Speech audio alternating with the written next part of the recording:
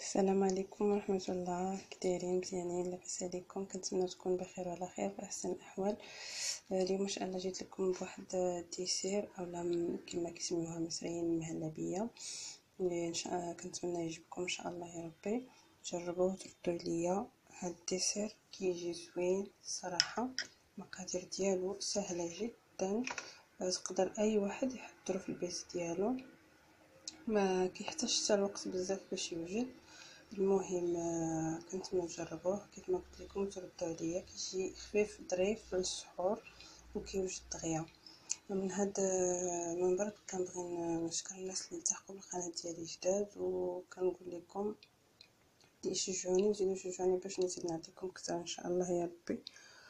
وما تنساوش الاشتراك بالقناه بالنسبه للناس الجداد اللي كيشوفوا الفيديوهات ديالي. ما تنساوش الاشتراك بالقناه والضغط على الزر اللي اسفل الفيديو ابوني، وتضغطوا على الجرس اللي كيجي من بعد ابوني باش يوصلكم الجديد ان شاء الله يا ربي. خليكم معايا باش تشوفوا المقادير.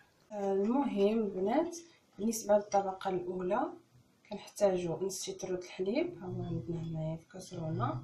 كنحتاجو 3 معالق ديال النشا يكونوا عامرين مزيان، كندوبوهم في هذا الحليب. هذه هي اول خطوه كنديرو.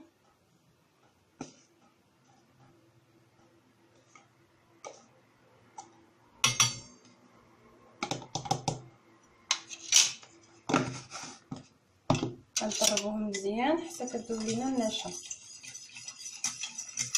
يمكن لكم تذوبوا النشا والحليب في الخلاط الكهربائي باش ما تبقاش عندكم شي تكتلات هكا في الحليب طيفه ديال النشا. ضروري هاد الخطوه خاصها تكون مهم اننا نذوبوا النشا مع الحليب هي الاولى حتى كنحسوا ما بقاتش عندنا نشا في القاع ديال الكاسرونه. خلطوا مزيان وكندوزو باش نكملوا معكم الطبقه الاولى. دابا كندوبوا الحليب وكنخليوه جنب وندوزو باش نكملوا. خليكم معايا. الخطوه الثانيه البنات هي كناخذوا كاس ديال السنيده كنديروه فوق بعافيه تكون مهيله، كنخليوه حتى كيبدا يذوب، عاد كنبداو نحركوه. كما كتلاحظوا غادي نوجدوا الكراميل. هانتوما ما تقيسوش حتى يبدا يذوب، عاد تبداو تحركوه بملعقه خشبيه من الاحسن البنات. نبداو نحركوه مزيان كما كتلاحظوا. العافيه كنكرر، العافيه خصها تكون مهيله ما تكونش مجهده باش ما يتحرقش لينا السكر. هذه خطوه مهمه حيت هذا الكراميل ماشي ساهل باش ينجح مع اي واحد الا ما كنتوش عارفين ليه الطريقه ديالو. كما كتلاحظوا مزيان حتى كيذوب ديك السكر السنيده ديالنا.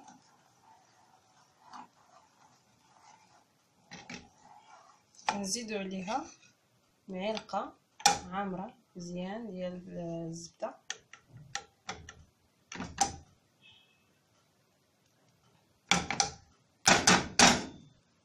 مبغاتش تحيد ليا هكا، وكنبداو نحركو.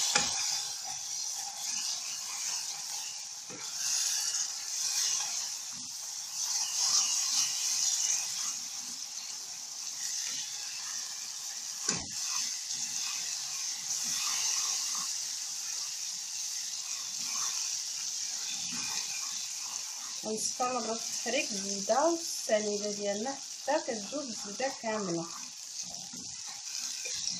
كما كتشوفوا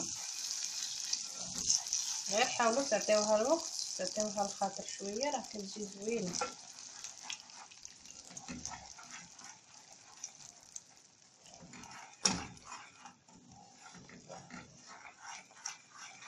كنحسوا بالسنيده دابت مع الزبده. غنضيفوا عليها الحليب اللي هو عندي على جنب.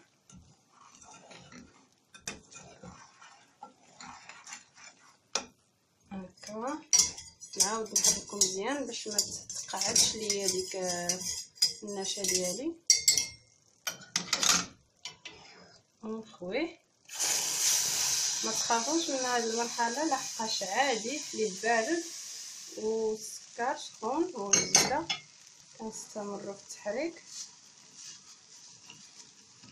العافيه خصها تكون مهيله. دابا كنحاولوا نتسناو بشويه حتى كيبدا يسخن الحليب، عاد كيبدا يذوب مع السنيده. مازال كيف ما كتلاحظوا السكر عندنا مازال قاصح، كيبدا يذوب شويه بشويه. كما كتلاحظوا كتصبروا شويه على داك السكر حتى كيذوب مع الحليب. الحليب منين كيبدا يسخن كيذوب مع السكر الكراميل ديالنا. دابا نتوما كتشوفوا ها هي الكريمه ديالنا طلعات، ونبداو نحركوا نستمروا حتى كيكونوا مازال شي قطع صغيره في القاع ديال الكاسرونه، مازال كيحتاجوا اننا نذوبوهم. والنار تخليوها مهيله، ما تنقصوش عليها.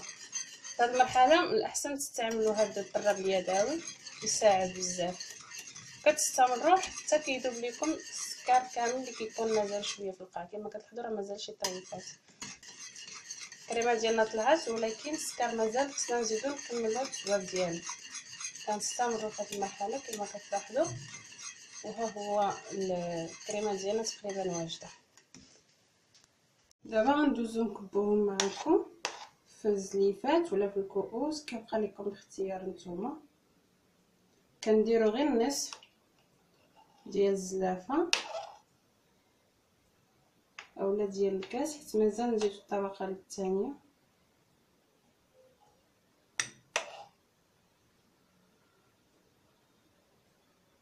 كتجي تحليه زوينه وسريعه وما فيهاش مقادير كثار. صافي كنعمرو الزليفات ديالنا كما كتلاحظوا. مازال غنزيد وحده، مازال شريت ليا جاوني 5.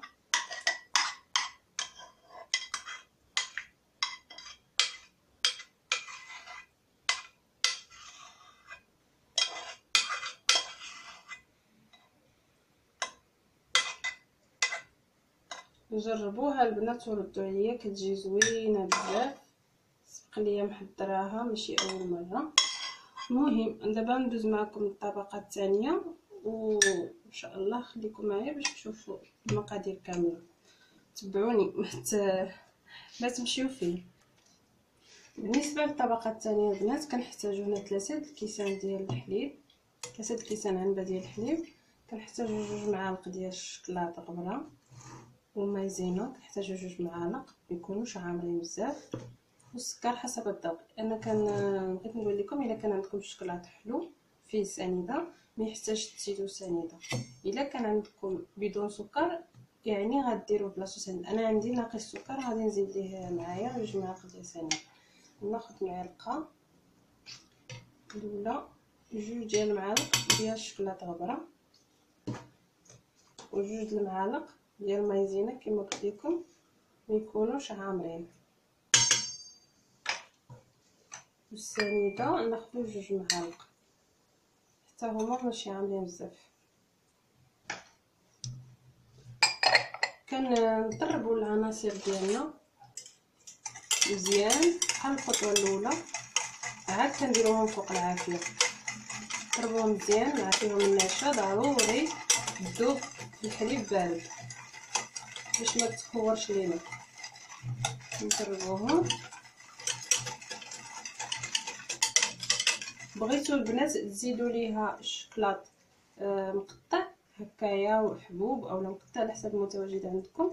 منين يسخن الحليب وتحسوا بلا كريم بدات كطلع تكبوا ليه شي مقدار يعني معلقه ولا 2 ديال الشكلاط غير باش يزيد شويه ديال البنه وصافي. اما هو هذا الخليط كافي وكيجي زوين. المهم نستمر معكم وغنديروا فوق العافيه حتى يعقد ليا ونرجع معكم. بالنسبه للطبقه الثانيه هي وجدات كما كتلاحظوا. ها هي لا كريم ديالي ها هي طلعت. غنزيد نكبها على الطبقه الاولى ونوزعها عليهم كاملين تقريبا كما كتلاحظوا. راه كيجي حتى هو بنين على حسب الشكلاط. قلت لكم الا بغيتو تزيدوا عليه حتى هو كيجي زوين. كتستمروا هكا حتى كتعمروا الكؤوس اولا الزليفات ديالكم على حسب. انا كما قلت لكم انا ماما انا جاي.